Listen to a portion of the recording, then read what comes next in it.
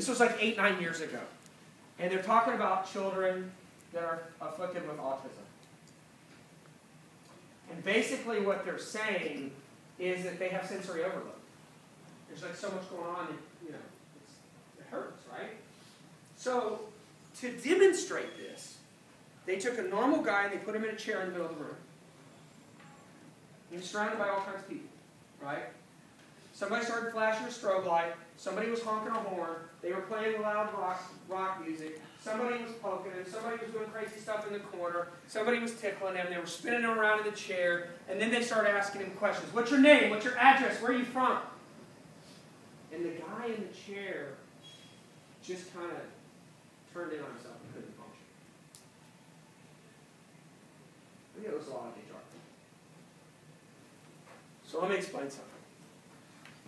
Mr. CFO, Mr. CEO, what makes your back office hard and difficult is not necessarily just hiring somebody or processing payroll. What makes it hard is you have all of this information, all of this transactions, all of these things across your enterprise that have to come into your back office.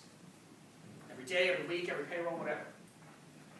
And they come in, things look like resumes, applications, open enrollment, new hire enrollment, PTO, timesheets, expense reports, employee questions, manager questions, SUI claims, blah, blah, blah. There's like 400 of them.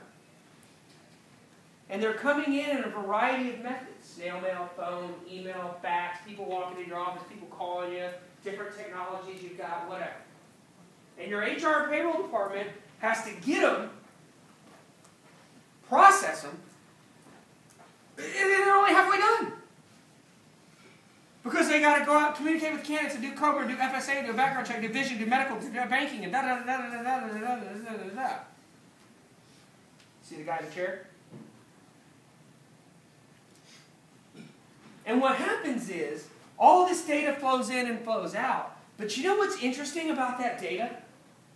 And that information, those transactions? That data that you're managing reactively across multiple systems with manual processes and people and paper and multiple technologies and whatever represents your largest cost of business. Back to this, your labor, the taxes you pay on that labor, the benefits you pay to that labor, and workers' comp and so forth, your people. Not only is it the largest cost of your business, guess what? It's probably your biggest asset too.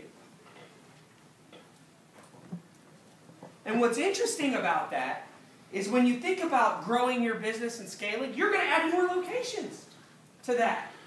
And more companies because you're going to acquire. And more products and more types of people.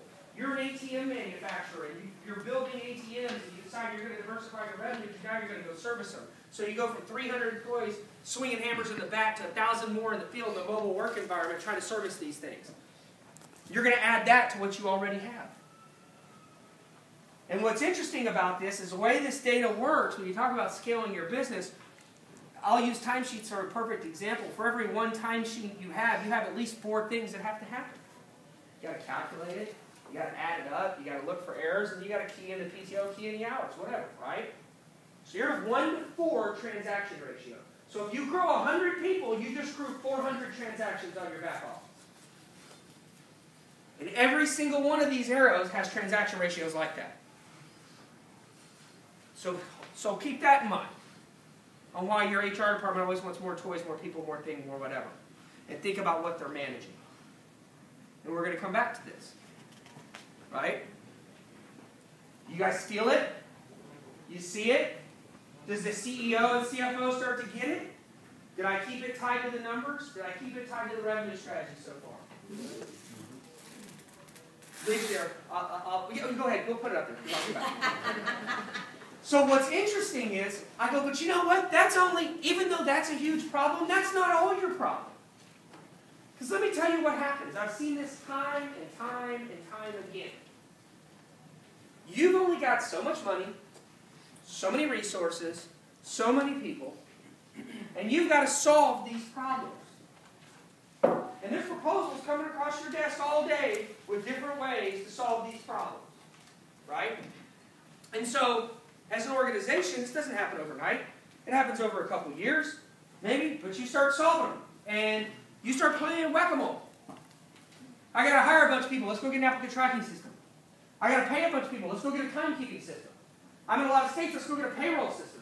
I got a succession planning issue. Let's go get, Cornerstone, whatever, right? So what happens is, as an organization, you start scaling in silos. Applicant tracking, payroll, time. And these silos sometimes are technology, sometimes are self-engineered processes, sometimes are manual, whatever. But you start scaling up in these things. But you know what's interesting about that? A lot of companies do this, and they look up, especially your upmarket people. Okay? Core market can sell this on what's going to happen to them. You guys are going to have to fix it. Okay? So let me tell you what's interesting about this. You know what's funny? Is the same data that lives here, lives here, lives here, lives here, and lives here. And so what winds up happening is you wind up managing the data flow between all your different silos. And it's pretty easy to take timesheet data and dump it into payroll, and I got that. But what happens when today I worked for Trey, but tomorrow I work for Rocco, and what are the implications across the enterprise? Workflow, GL, whatever. Because your HR department is also managing that. Okay? So at this point, they're like, holy shit, that's exactly what's happening, right? A lot of times. Now watch this.